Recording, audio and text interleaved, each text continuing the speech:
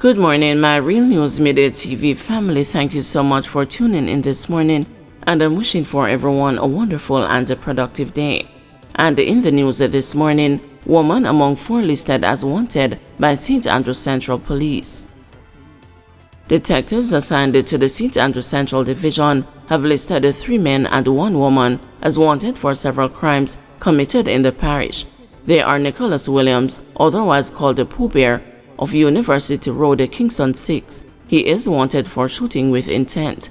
Calvin Simon, otherwise called the CJ, of Anderson Road, Kingston 5. He is wanted for murder.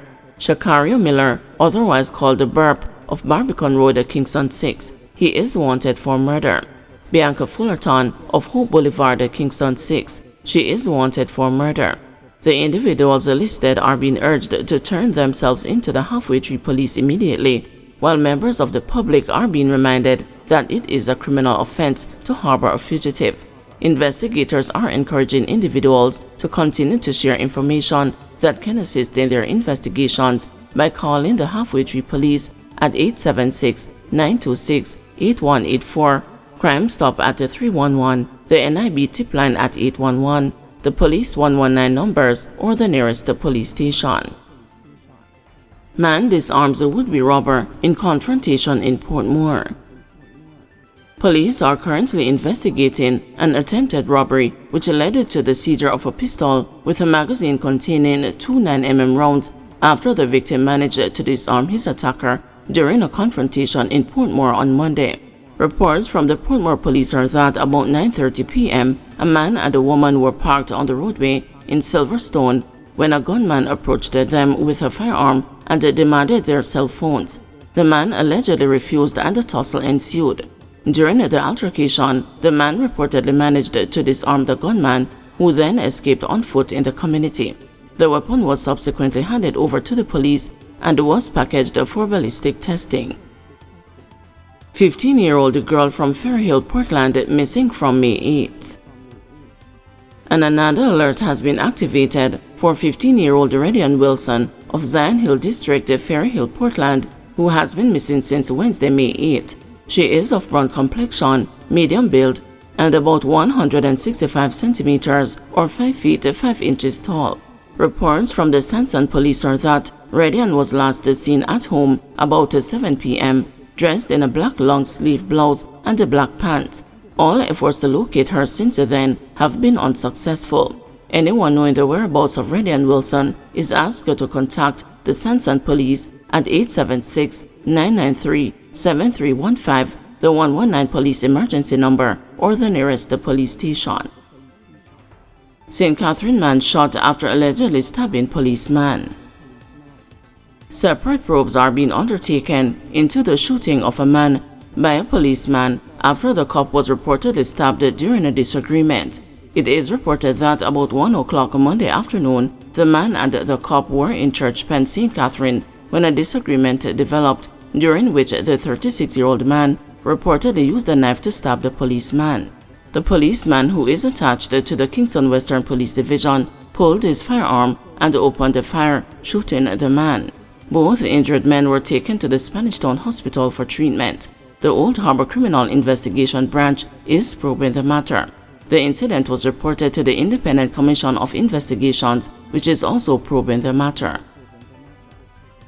No motive yet for murder of footballer in Denham Town. The Kingston Western Police are still trying to determine a motive for Tuesday morning's deadly attack in Denham Town, which claimed the life of former footballer Rafika Thomas. The 39-year-old, who was employed to the Petrojam oil refinery, was fatally shot sometime after 5 o'clock at his home on Water Street. A 35-year-old man was also wounded in the incident and has been hospitalized. It is reported that about 5:30, both men were asleep at a house on Water Street when armed men entered and opened fire. Mr. Thomas died at the scene, while the other man was taken to hospital by residents. Senior Superintendent Michael Phipps, head of the Kingston Western Police, said no motive has yet been established for the attack. Mr. Thomas played for several local teams, including Boydstown, Tivoli Gardens, and Harborview FC. Man fined $100,000 for obtaining fraudulent passport. A man was fined $100,000 for charges in relation to a passport he fraudulently obtained and forgot about when he reapplied for another passport recently. 52-year-old Axie Farquharson was sentenced when he appeared before presiding Judge Carlo Mason at the Corporate Area Parish Court on Tuesday, May 28, after pleading guilty with explanation for making a false declaration and obtaining a passport by forged documents. On May 16, Farquharson applied for a passport at the Passport Immigration and Citizenship Agency. However, investigations revealed that Farquharson had previously obtained a passport under the name Horatio Dallas. Further investigations revealed that the passport under the name Horatio Dallas was fraudulently obtained. Farquharson was then arrested and charged. Pleading his case, Farquharson said, "During the time when I obtained the passport, I was deported here, and I have a family in the United States. I have 13 kids. It wasn't easy hearing the voice of my son saying, 'Daddy, promise me everything is going to be all right.'" Admitting that he did make a false declaration and obtained the passport by forged documents, Farquharson noted that he decided not to carry through with it. Farquharson, who resides in Trinidad, said he only came to Jamaica following the recent death of his mother and his sister's cancer diagnosis. Sentencing Farquharson, Judge Mason said, "I'ma keep it 100. Farquharson was fined $50,000 or 3 months in prison for making a false declaration. He was also fined $50,000 or 3 months in prison for obtaining a passport by forged documents. Keith Clarke's widow rebuffs a suggestion criminals were being harbored in her home. As the cross-examination of Dr. Claudette Clarke continued yesterday, she insisted that gunmen were not on her property during the night of the police military raid 14 years ago that resulted in the death of her husband, Keith Clarke. While attired in a full black dress in the witness box of the High Court located in downtown Kingston, Dr. Clarke maintained her stance during questioning from Peter Champagne Casey that neither she nor her husband had been harboring criminals inside their home on May 27, 2010. At the start of the cross-examination, Champagne stated, "Is there evidence on the 27th of May 2010, on the occasion that you looked through your bedroom window, you were not able to see who were on the outside? Is that what you're saying?" "Yes, sir, I was not able to see from the bedroom windows," Dr. Clarke responded. But that response was not sufficient for the attorney, who pressed her for more. "If I were to suggest to you, as I am now suggesting, that there were, in addition to security forces on the outside, armed gunmen, criminals, you wouldn't be able to answer that? You wouldn't be able to confirm or deny that, wouldn't you?" Champagne asked.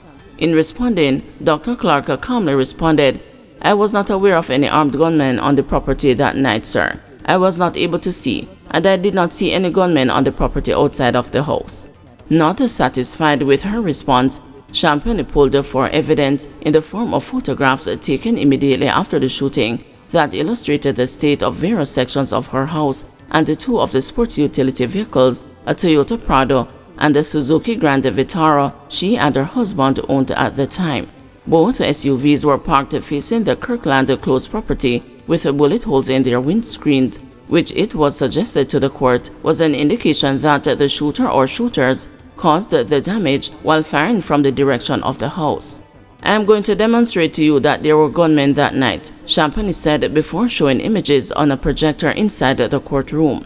He asked her to keenly analyze the images shown on the screen and to verify whether they were of sections of her house. The images included rooms in the basement, the master bedroom, steps leading to the basement, and the living room. Beer bottles were clearly seen lying around in the basement, on a basement step in another room in the house. In addition, the bed in the basement was not spread. "Therefore, it would be safe to say, you agree with me, that in May 2010, the bed in the basement was always made up and no one used it? Is that the truth?" Champagne asked, to which the witness repeated an explanation that her daughter had had a birthday get-together with her friends. She also said her daughter hosted a get-together in the basement on April 23, a month prior to her birthday, after Champagne asked her if the basement was occupied during the month of May 2010, which would provide an explanation for the used state of the area. So this is about a month before the 27th of May. The get-together was a month before. When you gave your statement to Indicom, did you ever say that the bed in the basement is always made and no one uses it? Champagne queried, to which she said her response was to a question that was asked of her. Champagne then asked her if she was speaking the truth when she made those statements, to which she responded in general. Clarke, a 63-year-old chartered accountant at the time, was shot 21 times during the raid at his home, following which the three soldiers, Lance Corporals Greg Tinglin and Odell Buckley, as well as Private Arnold Henry, were charged with murder. The incident occurred during the search for then fugitive Christopher Dudus Coke, who was wanted by United States authorities for drug and gun running offenses. Guys, thanks for watching. Please join us this afternoon at 2 p.m. for another news update.